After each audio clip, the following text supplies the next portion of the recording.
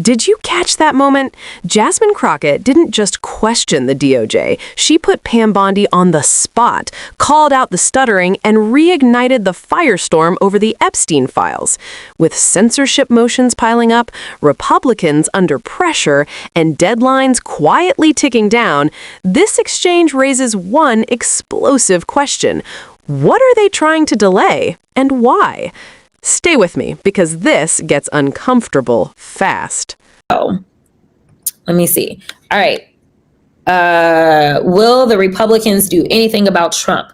They have been trying to censor people all week. Child, listen. I think we're at a record for censors. I really do. Like, y'all, somebody on the internet, y'all can go Google this and figure it out. But I don't know that we've ever had 3 censor motions in 1 week. We usually don't have 3 in a year. It was very rare. Yeah. And that's where we are.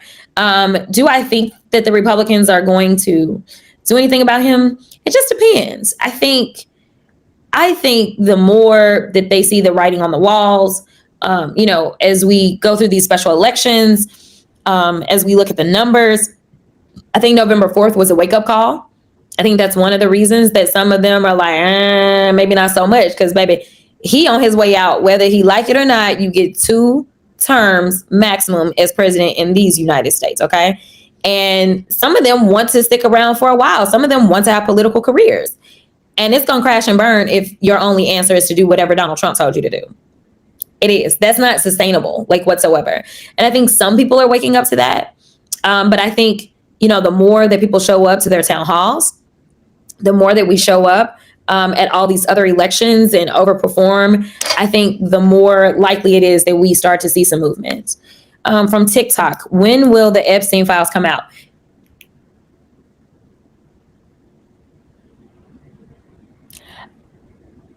Okay, so y'all know I don't trust Pam, right?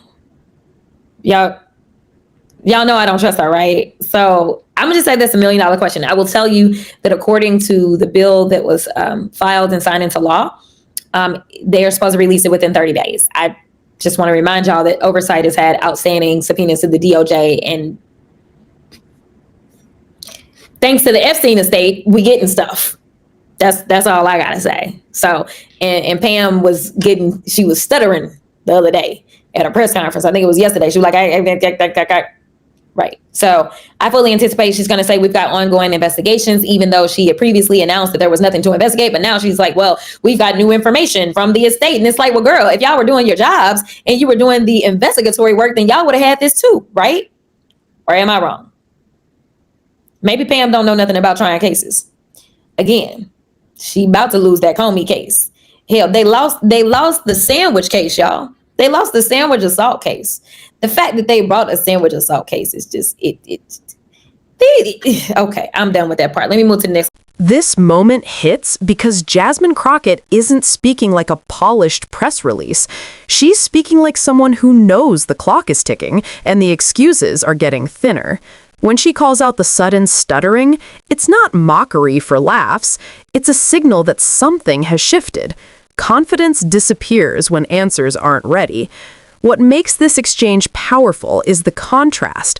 On one hand, you've got repeated censorship motions and party line protection of Trump.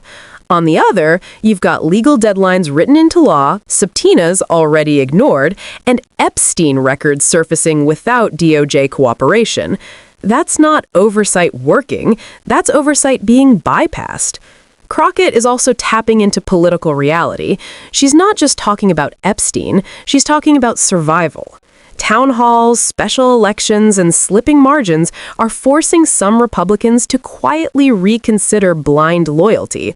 And when she says careers will crash and burn, it lands because history backs her up. The Epstein files become a symbol here, not just of accountability delayed, but of trust eroded. First, there's nothing to investigate. Then suddenly, it's ongoing investigations. That pivot is exactly why people don't buy the explanation anymore.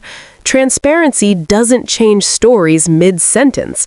Bottom line, this wasn't a viral clip by accident. It was frustration, pressure, and political fear colliding in real time. And if the DOJ keeps hesitating, moments like this won't fade. They'll multiply.